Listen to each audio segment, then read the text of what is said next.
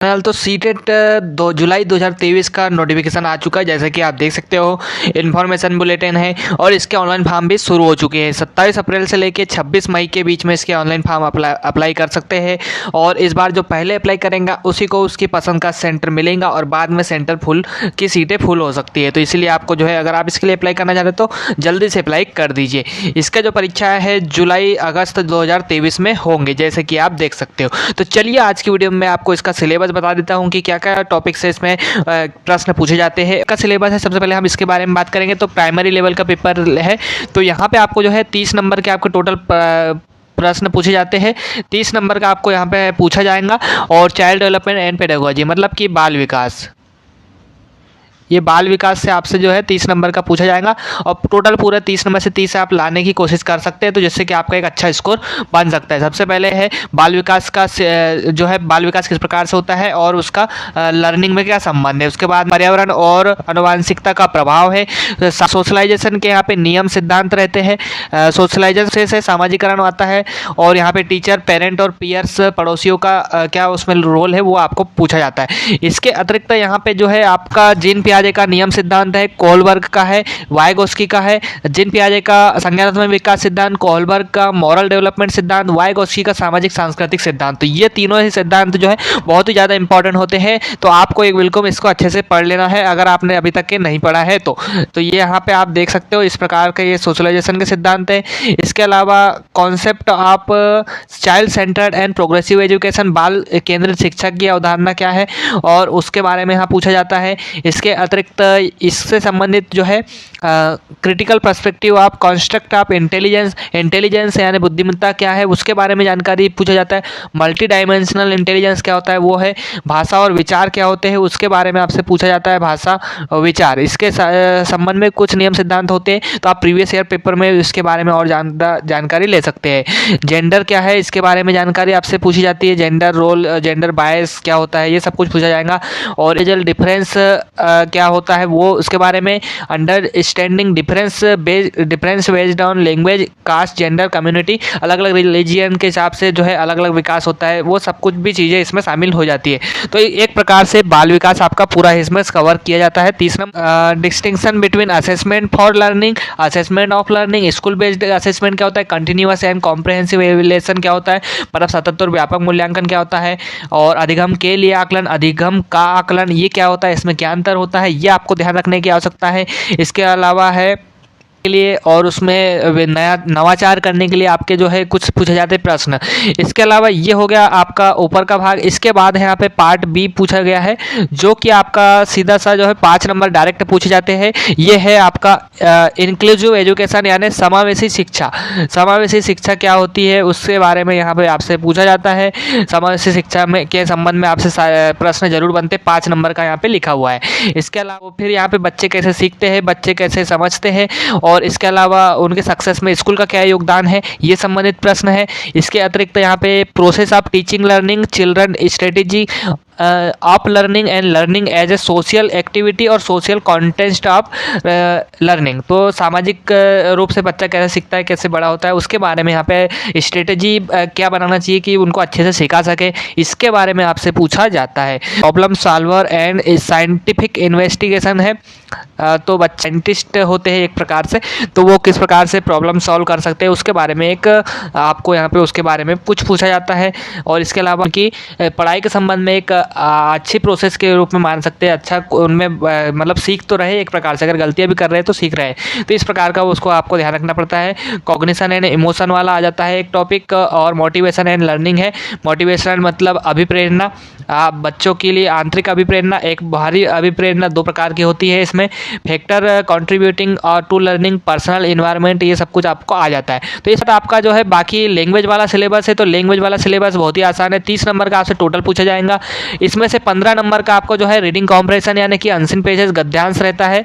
गद्यांश से आपसे जो है हिंदी आपकी कोई भी लैंग्वेज है आपसे गद्यांश जरूर पूछा जाएगा 15 नंबर का। इसके में 2 गद्यांश आपसे आते हैं 15 नंबर के अंदर आपके 2 वो ध्यान से रहेंगे।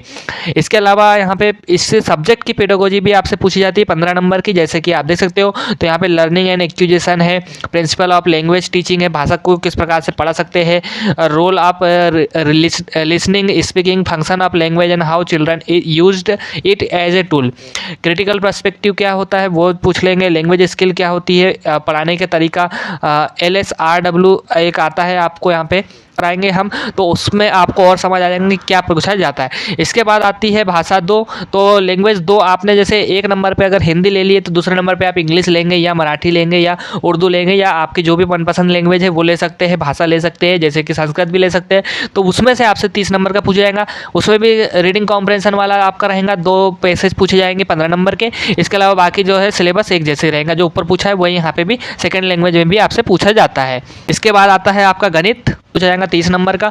15 नंबर का आपका कंटेंट रहेगा, 15 नंबर की इसमें पेडागोजी रहेंगी।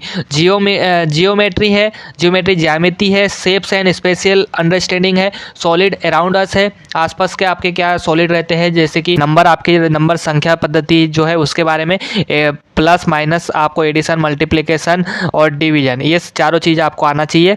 इसके अतिरिक्त इसमें एक टॉपिक और आता है जो है मेजरमेंट। मेजरमेंट मतलब मापन से संबंधित भी आपसे पूछा जाता है। मापन आपको पूछा जाता है तो आपको चेंज करना, मतलब किलोमीटर में और डेकामीटर, हेक्साडेसिमल, इस प्रकार के जो है आपसे चेंज करने को पूछा जाता है मैथ्स में। और इसके अलावा वेट, भार, टाइम से रिलेटेड आपसे प्रश्न जरूर बनता है। इसमें ट्रेन से संबंधित एक प्रश्न बनता है आपका, तो ट्रेन वाला भी आपको सवाल बिल्कुल अच्छे से कर लेना, क्योंकि वो सभी शिफ्ट में एग्जाम में पूछा जाता है। इसमें है वॉल्यूम है, आयतन है डाटा हैंडलिंग है, पैटर्न्स है और मनी, मतलब पैसों से संबंधित भी सवाल बनता है। पैसे और रुपए को कन्वर्ट करने के बारे में भी सवाल बनता है, कितने रुपए का क्या सामान आएगा वो भी आपसे बनता है इसमें सवाल।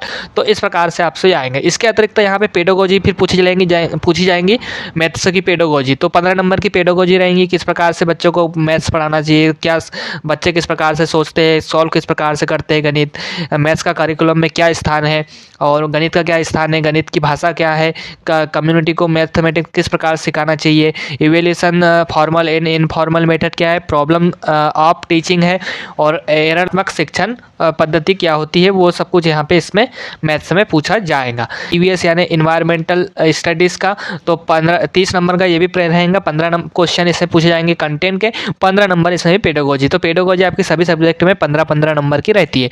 तो इसमें वही आ जाता है परिवार और दोस्त, फैमिली एंड फ्रेंड्स, परिवार और दोस्त, फिर भोजन के घटक। तो ये आपको सारे टॉपिक जो है आप NCERT की बुक से अगर पर्यावरण की करेंगे तो आपको ज़्यादा फायदा मिलता है। भोजन है, आवास है, मतलब कौन से राज्य में किस प्रकार का आवास पाया जाता है, वहाँ के मकान कैसे रहते हैं, क्या होता है, ये सब कुछ हो जाता है। पानी से संबंधित मतलब जलवायु क्या रहती है, कैसी है, कौन सी जगह की, वो भी आपसे इससे बनता है। इसके अलावा अपन things we make and do, तो हम क्या चीज़ें बनाते हैं और कुछ चीज़ें जो पर्यावरण से संबंधित वो इसमें शामिल रहती है।